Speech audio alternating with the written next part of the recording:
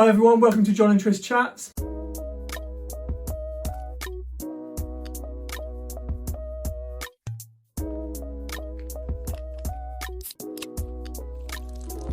this may be part one, it may not be.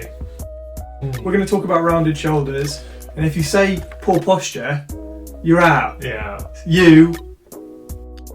First of all, I'm just going to explain what I think of when I think rounded shoulders, and then we might get into a little bit more of the nitty gritty. Let's get into it. So, when someone has rounded shoulders, to me what that screams out is a compensation for someone who cannot internally rotate their shoulders. So I would say it's really comparable to someone having an anterior pelvic tilt, which is a compensation to not having great internal rotation, and it's your body trying to create more space to internally rotate into. And that's how I see rounded shoulders. So it is a compensation for not being able to internally rotate your shoulders, and in that thinking about the kind of whole body approach to what internal rotation of your shoulder needs, so thinking about kind of thorax position and scapular position as well. Mm-hmm. And so normally the compensation, the first place I would look at, or you kind of coming back from the shoulder, is the scapula's not moving optimally. Dynamically, as we come through, we want to internally rotate, and that's normally again led back to kind of the thorax position, the rib cage, and how the rib cage is sitting. Because if the scapula doesn't have a nice surface to kind of glide upon, that's not going to move optimally, and we're kind of working our way backwards. So kind of shoulder, scapula, and rib cage is normally where I'd start kind of the foundation of thinking, okay, what's lacking? Why are we jumping into this compensation position to try and get more internal rotation into our system? Normally the reason is that we are super compressed in our rib cage. We can't get expansion.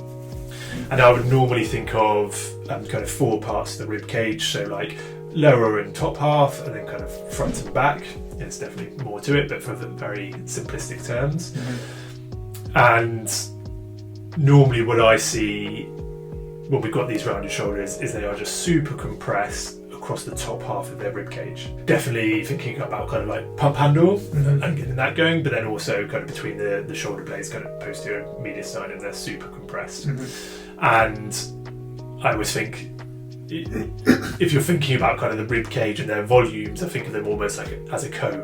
So we're really struggling to get any volume, any expansion at the top, and then down the bottom we're getting lots of expansion. You might see that kind of rib flare. So I guess really the motivation, like I said, that comment on Instagram, is that I did a post about trying to get better internal rotation at your shoulder, and the exercise I showed looked more at trying to get posterior expansion through the backside of your rib cage.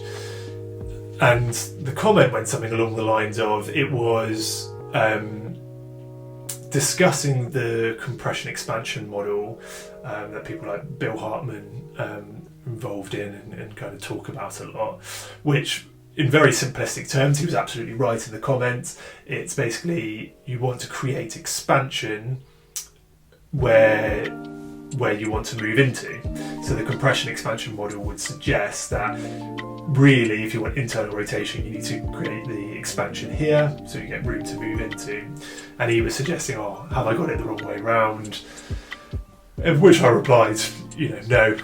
But I thought, it's more sensible on this kind of scale to talk about why.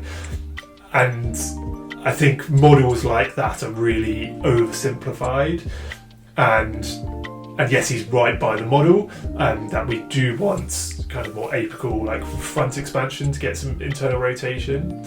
But like I say, for me, internal rotation is more complicated than that, and it's normally the whole kind of proximal half of the rib cage that we need expansion into. He was saying that upper expansion is required in order to increase internal rotation. Yeah, where the exercise that I had posted was more... It was a posterior, I remember. Yeah, and I guess that's the issue with models, maybe going off on a slight tangent. We have all these different people like compression expansion, we have the PRI guys, the FRC guys, going into the physio world, your Maitlands, McKenzie's and all these kind of things. And I think all of them, any model just tries to simplify things too much. The human body is just not that not that simple. And I think like taking the best out of each model is really sensible. Yeah, I think 99% of people with rounded shoulders will be completely compressed front and back.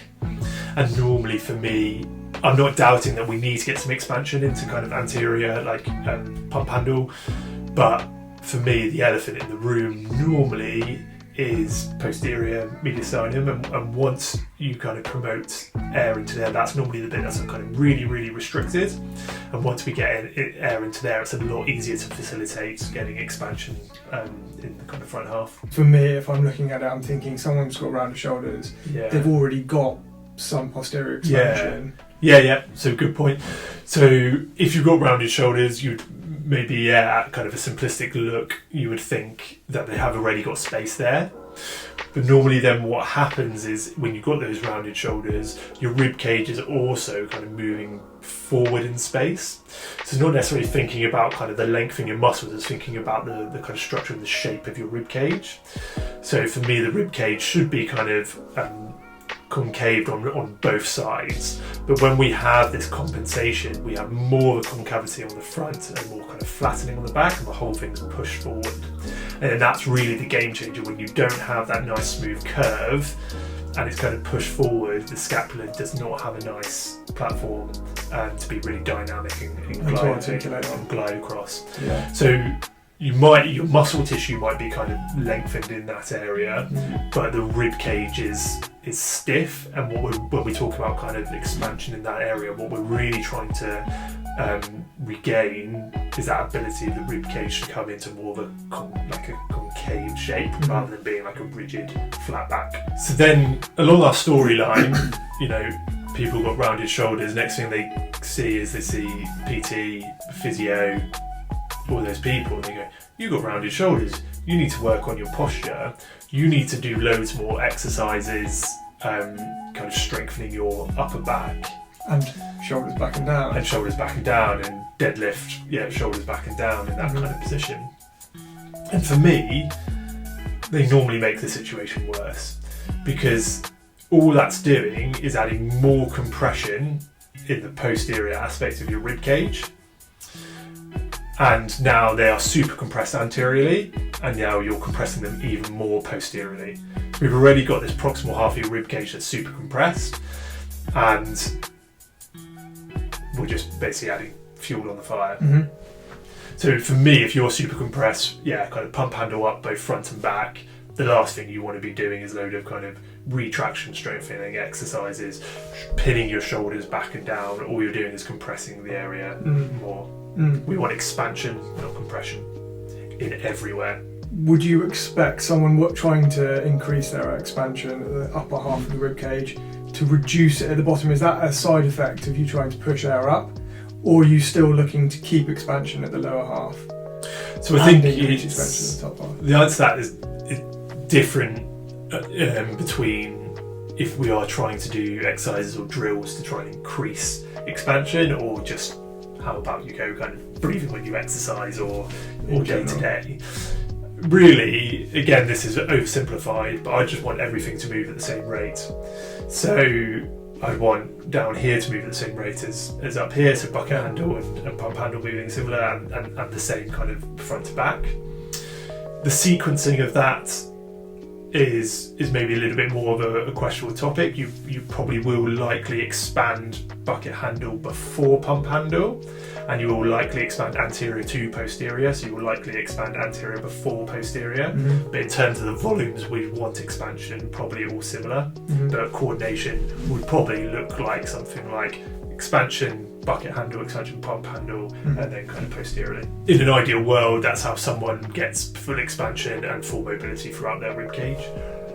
But when we are trying to change things, we essentially want to try and close off or compress the areas to manipulate airflow where we want it to go, where we want to create expansion. And that's where loads of kind of internal oblique exercises, come in helpful, because if we get loads of internal obliques and we think about kind of pelvic position, then we're going to be able to keep our lower rib cage internally rotated, kind of compressed, so then air can't go into that area, path of least resistance, and it starts to work its way kind of proximally, and then you can manipulate what you do with your arms.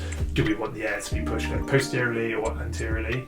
But if we have compression in the lower half of the rib cage, we've got good internal obliques switched on, we were kind of thinking about pelvic position being a bit tucked under or neutral at least, then path of least resistance for the air is going to be to come proximally. Mm-hmm. I think it's client to client dependent, but normally the elephant in the room is they're getting a lot of their expansion from this kind of rib flare. Mm-hmm. And we want this 360 degrees. So posterior, yes, helpful. Some lateral, absolutely helpful as well. Any which way, we're trying to get some expansion away from the elephant in the room. One is just moving far too much. Mm-hmm. And this is like, if we take this a step further, this is your people who've got chronically tight upper fibers of traps and such as well, because they're just reacting to the position of your kind of your shoulders and your neck and your rib cage, and they're getting overworked and they're just constantly fatiguing easily, feeling tired, feeling tight, and that feeds into that picture, that kind of rounded shoulders and that lack of internal rotation and rib cage kind of proximal expansion. So how would you expect that somebody working on this expansion of the upper aspect of their rib cage would reduce the tension in the muscles? What's the mechanics of that? So I would say, again, I think I've said this a few times, I think it's Gary Ward quote is, muscles react to joint position. So muscles have a length tension relationship. Mm-hmm. So if they're really kind of, the tension being they're really shortened, so like a contracted state, and then a length of position being really stretched. Then mid-range is what's optimal for kind of endurance, contraction. That's where we're going to be kind of the strongest and your muscles can be happiest. And so if we think about the two ends of a muscle, then if we've got less than ideal positioning of those structures, and it creates a super chronically long tissue or a super chronically shortened tissue, then a muscle's going to get grumpy, it's going to not have much endurance, and it wants to be in the middle and go through that kind of lengthened, shortened, stretch shortened kind of cycle. And if it's not getting that, that's probably when you're going to start to feel those kind of tight, easily to fatigue, kind of coming up the side of your neck into your head. And so anyone with that kind of neck pain that's sounding a lot more kind of like muscular, like rib cage and proximal expansion of the rib cage is probably the first thing I assess.